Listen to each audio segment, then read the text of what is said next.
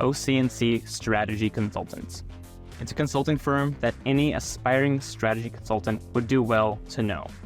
Today, we're partnering with the firm to bring you an OC&C style case interview. To do that, we brought on Carl Evander, who's a partner in OC&C's New York office. And boy, is this a doozy. The case features a private equity firm looking to start a new chain of gyms, and they want to do that by buying up independent gyms. In the case, the client is running into a few specific problems, so make sure to keep listening to see if our candidate named Camila, who bravely did this live on LinkedIn, can crack this case. It's a fun one. Check out the links in the show notes to view the chart that's used in the case, to learn more about OC&C's culture, careers, benefits, and more, and to look at the firm's careers website to see open roles and to apply now.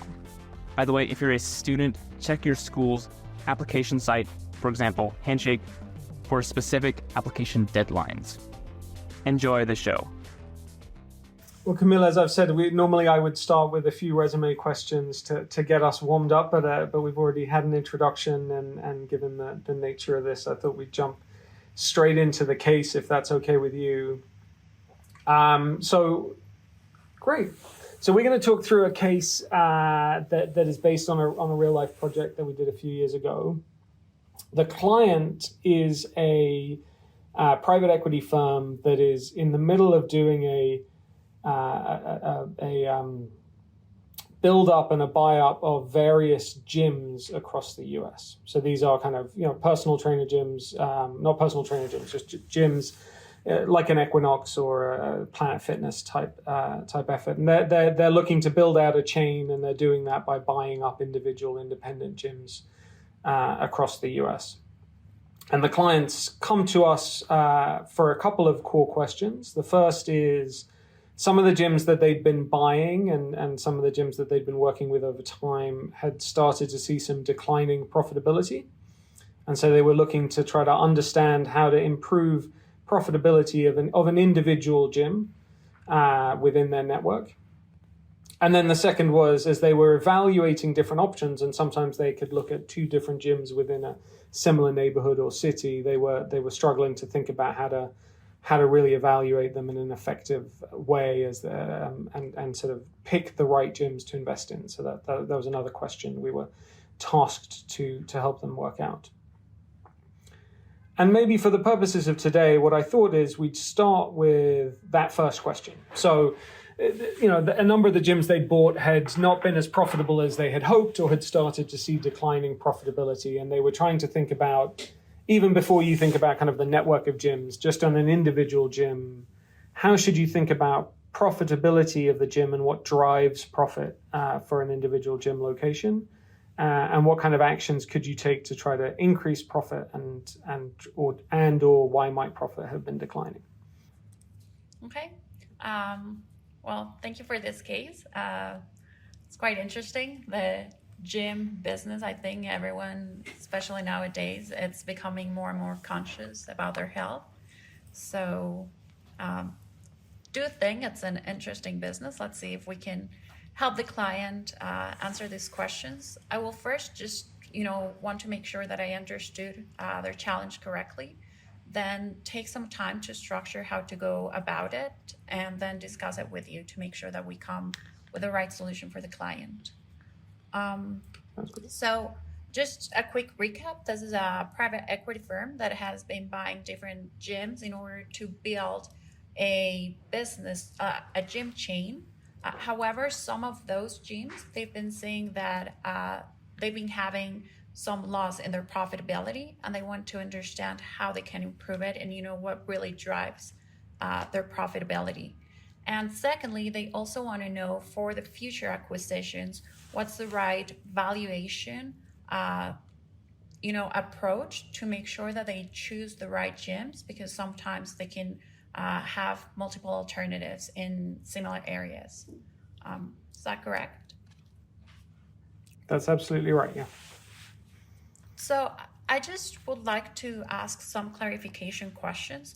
This profitability that has been declining, Is it once they have acquired those gyms, I mean, they have implemented a strategy for them, and after implementing it, it has been declining? No, it's often just as they've bought them and continue to run them, and then over time they've seen that the profitability has been degrading a little bit. At this point, they hadn't done too much they'd just been buying the gyms and running them independently before they'd started to think about a single unified brand. Perfect. And then to understand how they've been managing it, to understand a bit, what the causes of this profitability loss can be, have they standardized anything, or, they each have different ways in which they are operated? They each have different ways. So there was a few different gyms that all declined, but they haven't done any standardization yet. Got it. And do we have any, metrics in terms of this profitability decline, or where do they want to go? We have some metrics, but what I might suggest is let's start with more of the generic let's walk through some of the drivers of profit and think about where it might be coming from, and then I can take you through some numbers, but they're less interesting than just some brainstorming. Got it. And just one last question. These gyms that have had any profitability loss, are they in specific areas, or are these across the US? Have they identified any patterns so far? Not geographically, no. There's no sort of rhyme or reason necessarily with the geography of where they are. So then, if it's okay with you, I would like to take some time just to structure, identify these causes, okay? Of course. We'll be right back after this quick break. We've worked with ballet dancers, doctors, teachers, engineers, and all other forms of underdogs to help them break into management consulting. And we'd love to help you do the same through our Black Belt Case Prep program. In Black Belt, you receive one-on-one mentorship and prep support from a former McKinsey, Bain, or BCG consultant, 8 hours in total. Your coach will develop a personalized plan for you and guide you through that plan via drill-based coaching sessions. Black Belt also includes resume and cover letter edits, because case prep is only so good if you don't get the interview. In addition, Black Belt gives you a digital suite of comprehensive training materials covering everything you need to know about management consulting recruiting. Last but not least, Black Belt gives you a private group training session on the fundamentals of consulting recruiting. 80% of Black Belts land offers, which is why it's the world's most effective consulting prep program. If you're ready to quit wasting time in your prep process, join today. We've seen it all. Chances are we've already helped someone in your specific situation land a consulting offer.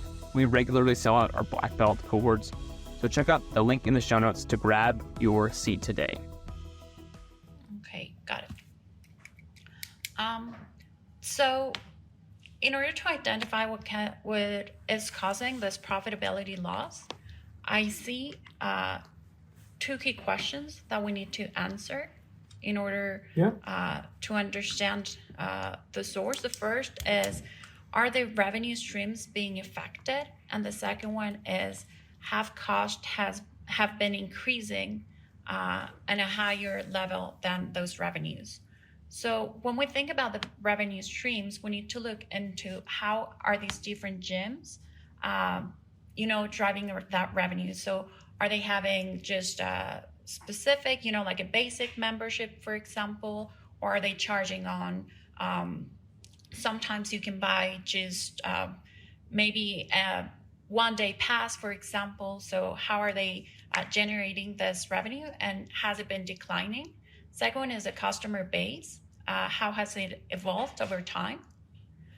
Thirdly is, are they offering any additional services? And if so, have they been declining? Some have, additional like boutiques where you can get clothing, or you can get some protein to complement the activities that you're doing. So has these complementary services been declining? And lastly, is competition affecting it, and are customers switching to other gyms around the area? And And secondly, on the side of the cost, we need to look into how have costs been varying. So, for example, fixed costs, especially, the locations, sometimes paying for this rent, for example, if it has been increasing, depending on where they are located, this can be driving as well higher cost. And then more on the variable cost, do we have the maintenance, for example, of the different equipments, investment that has been done with them, and then overhead costs as well. You mentioned, for example, that they have different trainers, so have their wages been going up, and what is the number of these employees? Do we really have the right number of trainers on site, and the management that is supporting it? So those will be the two key areas that I would start looking into, and I would focus or start focusing more on the revenue side, if that's okay with you. Yeah, I think that's a good place. So let's sort of delve a bit deeper into the membership base. So what are some of the things to consider when you think about how to think about membership revenue for a gym, and what could drive revenue, membership revenue over time? So for the membership, I think you can look at two different elements. The first one is precisely how we are generating this revenue.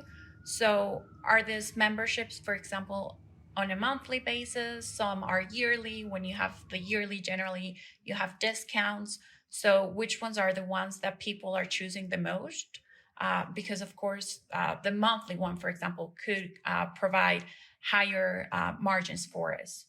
And the second element that we need to look into is the churn of these customers that are coming to our gyms. So those will be the key things to look into when we're going into the membership. And then also, do these gyms have, like tier memberships? So maybe you just have like a basic plan, you come here, no trainer, or you come here, but you pay for, consultation, 2 hours during the week, or as you mentioned, personal trainer every time you come here. So how are those structured as well? Those would be the things that I would look into. And what other kind of tiering could you do if you think about what restricts your membership numbers? So what determines how many members you can try to go after in a gym? And how would you think about that?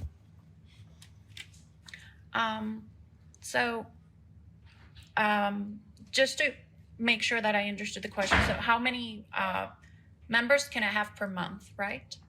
Yeah. On the area, for example. Okay. Is it okay if I take a couple of seconds Sure. to think about that? Of course. Okay. So to evaluate like the number of members that you can have, well, first you need to try to estimate what could be your potential customer base. But then you're also going to have some capacity constraints. So you need to evaluate both of those aspects for, the number of customers that could be your potential base. Probably look into your geographic area. Also look to price ranges, for example, to see what the acquisition power of these people are, to see if the membership it's for the right customers. And then in terms of capacity, you need to look as well at the square foot that you have, how many people can actually access a gym at the same time. These will also be constrained by the number of machines, for example, that are available, or rooms in case you have different classes happening at the same time, to see what will be like the max capacity of people that you can have at the same time. And that same time is something that's important because people are going to be, traffic's going to vary throughout the day. So it's really looking for like a window of time, how many people can be there at that specific time. Right. And how often are people going to go to the gym? Or what's the pattern of when people go? Exactly. And so based on that, how many can you have, for example, throughout a month? Yeah, no, that makes sense. And then, but given that, does that mean that, so your gym's going to be at capacity certain hours, but not other hours, right? So yeah, correctly. Are there other things you can do with membership then to try to go beyond kind of peak capacity that you've seen some gyms do? We'll be right back after this quick break. Have you ever heard a new digital trend and thought to yourself, okay, does this really matter? Asking the right questions helps you cut through the noise and get down to what matters most.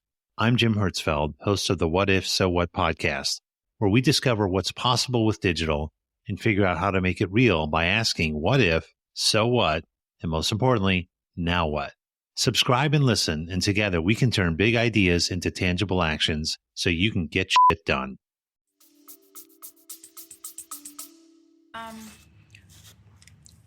With this that we were saying, for example, we could offer discounts during non-peak hours to try to drive more traffic at that time. This will, however, have some constraints because the fact that there are peak hours is normally people work, for example, so they can only go either before they start work, during lunch, or after lunch. But for those that are more flexible, you can try to bring that additional customer base. Yeah, no, exactly. Do you offer an off-peak membership for students or people who can go in the middle of the day and who aren't constrained by kind of the peak periods? That makes a lot of sense. And how might you go if you'd seen, so in this instance, what had been happening is that membership had been declining over time. So what are some reasons why membership might have been declining?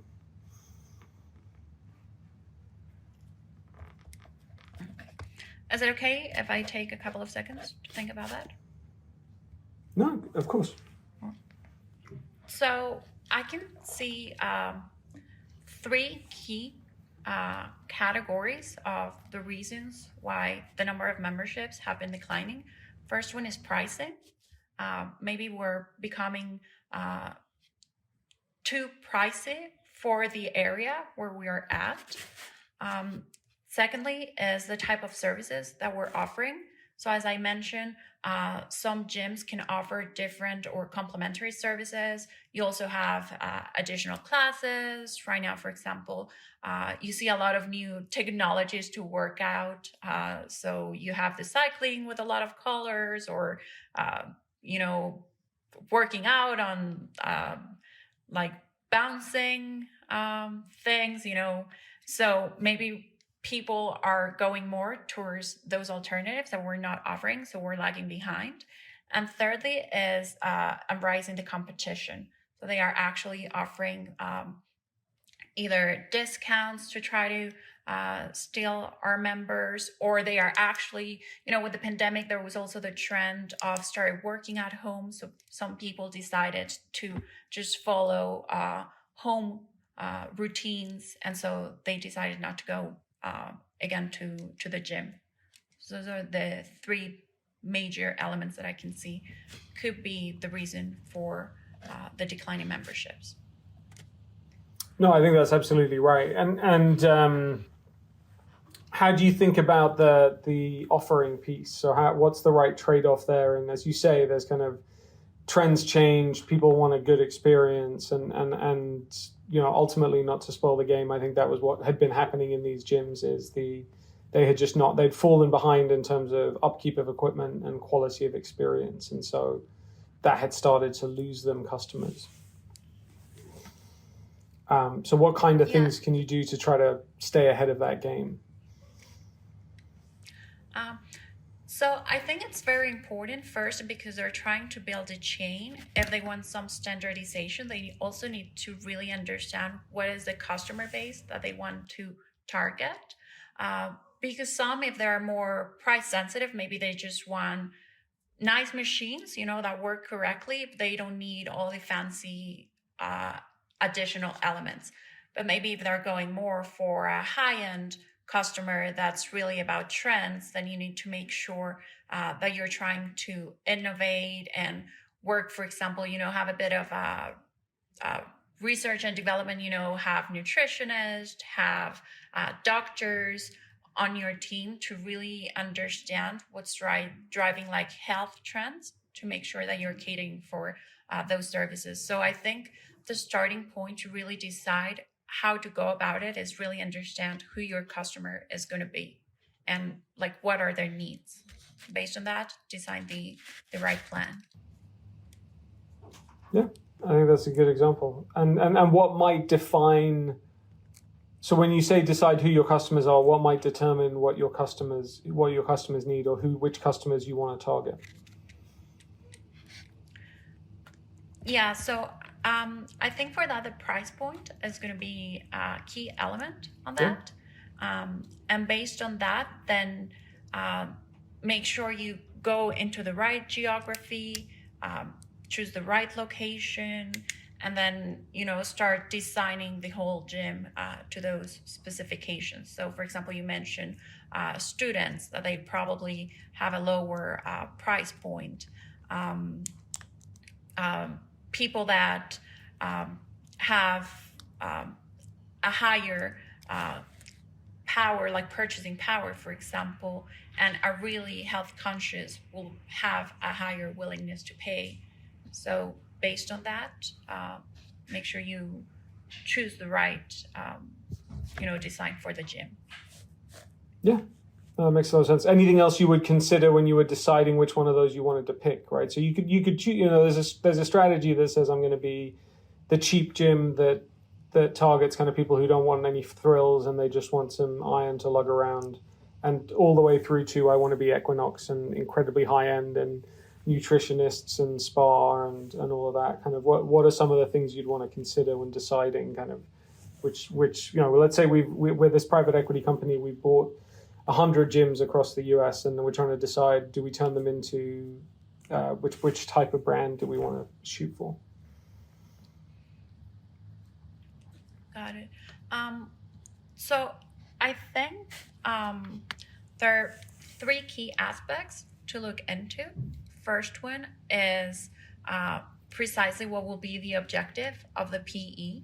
So, for example, do they want to have high margins, or is it more about volume, but maybe they will be okay with having lower margins?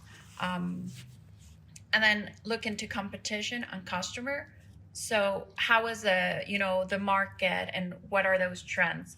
So if competition is really pushing for the low end of the gyms, maybe we want to become almost a niche player and go for these high-end customers.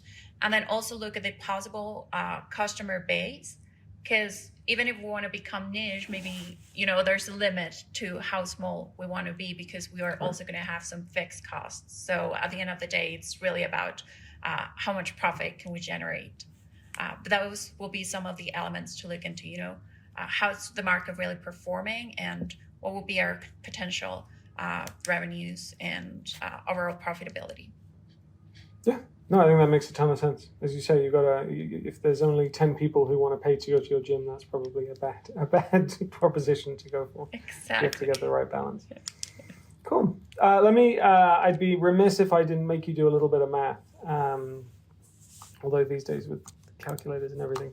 But let me show you a couple of gyms that they were looking at, and just ask you to sort of calculate which one is more profitable, and then we'll talk about some of the other ways we could have evaluated those gyms to help them pick the right gyms to acquire. So, and this is I'll apologize for being relatively basic math, but let me see if I can get this to work technologically. So I'm not in the tech practice.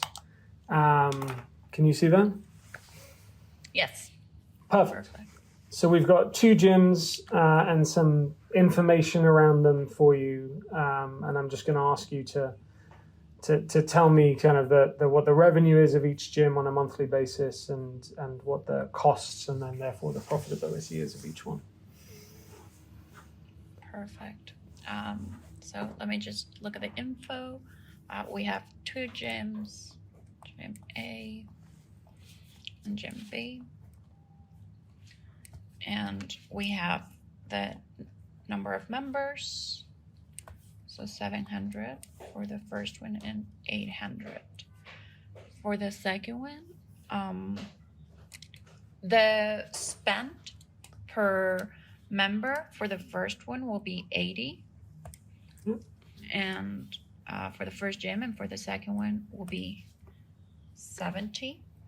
So overall,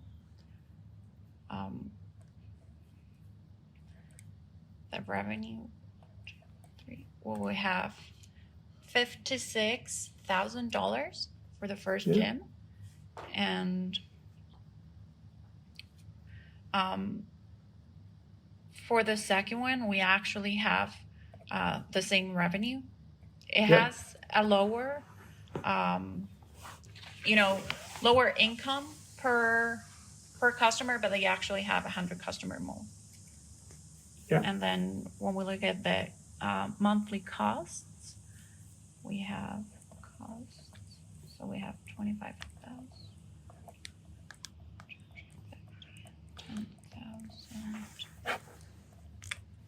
So it's 35,250 for the first one, and for the second one, 510,000.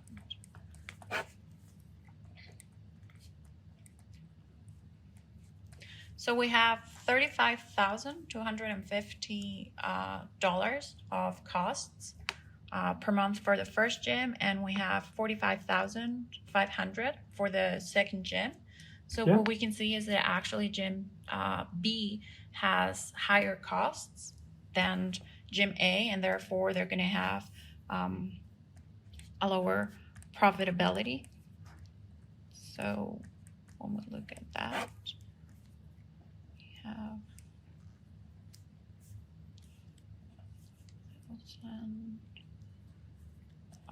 we have 20,750 for the first gym, and for the second one, our profitability,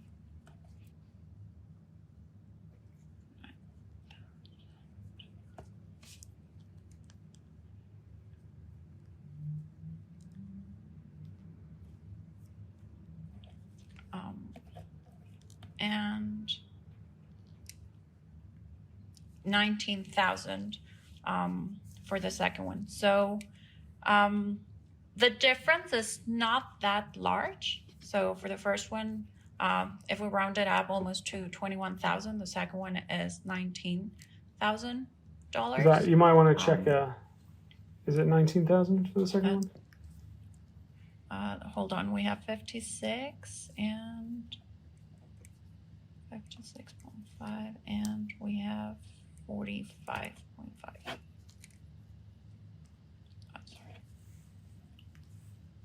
Sorry, 9,000. Yeah.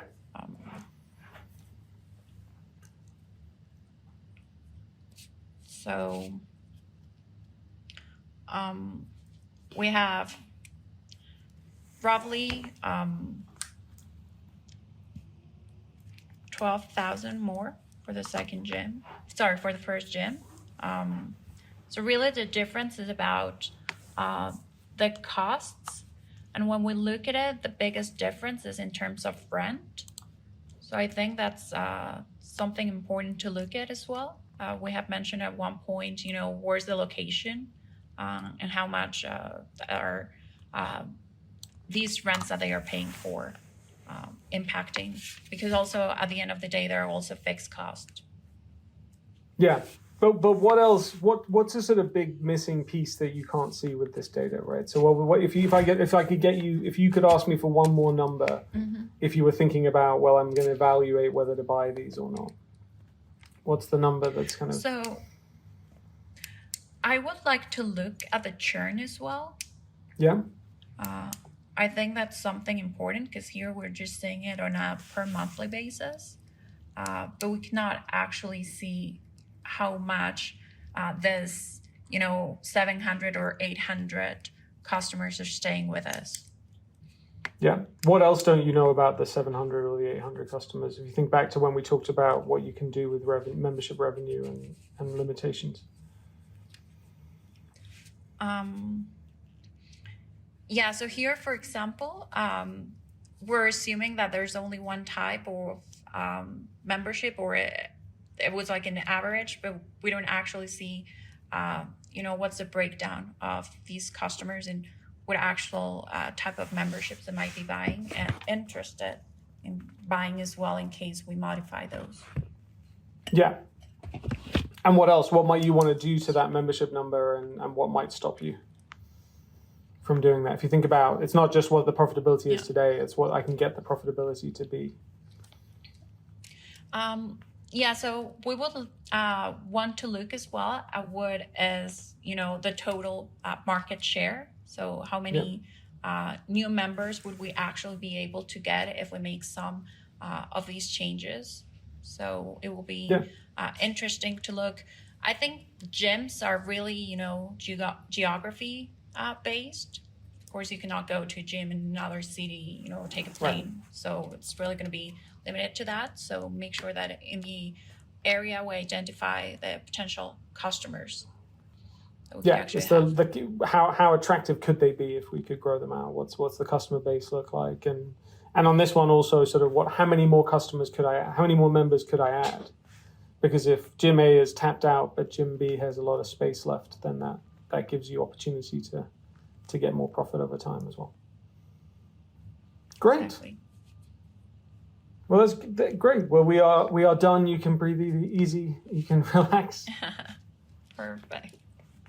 I thought you did a really nice job. Look, I think that this is it's an interesting case study. I think because it breaks out quite a lot of different kind of concepts in terms of how both kind of structuring of deals and sort of building businesses over time, but also thinking about what drives profitability on a lot of different levels. And there's a lot of different paths it can take in the discussion, right? I always try to let the candidate take me down a path that is interesting, and rather than sort of give me the specific answer I'm looking for. But I thought you structured it very nicely. You approached it in the right way, and sort of hit on some of the key points very quickly.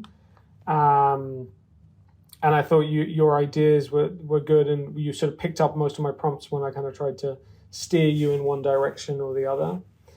I think that the thing that is the hardest on Zoom interviews is, in the old days, not to make myself sound old, but in the pre-pandemic days at least, you could always see someone's notepad, and that actually helped to walk someone through the structure of what you're going to talk about. And so my kind of one main advice, and it's tough, is to sort of almost verbalize the notepad a bit more as you're talking through it if you're not sitting across the table, because that allows sort of that shows a little bit more the structure of how you're thinking about it, that I think was there, and it was clear that it was there as you talked through it, but that wasn't necessarily, it's kind of the basic of, well, I wrote down that revenue is profit is revenue minus costs, and let's talk about revenue. Okay, well, there's these types of revenue, and I think you were doing that kind of logical walkthrough. But in a world where you're not doing it on paper in front of someone, you sort of have to, it's good to be a little bit more pointed in the way that you're doing it. And yeah, your math, I think you missed a 10,000, but that's doing mental math. You could do the mental math, I could tell. So it was more, and it's never easy to do that when you've got 1,000 people watching you. So I think you did a nice job. Yeah, it was great. Thank you for listening to Strategy Simplified. We hope you enjoyed this OC&C case interview. As alluded to earlier, OC&C is hiring. Make sure to check out the link that's in this episode's show notes to learn more, to see open roles, and to get your resume in. If you're a student, see your school's application site to check out specific OC&C application deadlines. If you're looking for some expert help in your case prep process, we'd love for you to join our Black Belt program. What Black Belt gives you is 8 hours of one-on-one coaching with our team of former MBB consultants, resume and cover letter edits, and a top-rated digital curriculum. The next cohort of Black Belt starts up soon, and there are just a few seats left. We'd love to have you join us. Again, link in the program to look that up. All right, we'll see you on another episode of Strategy Simplified very soon.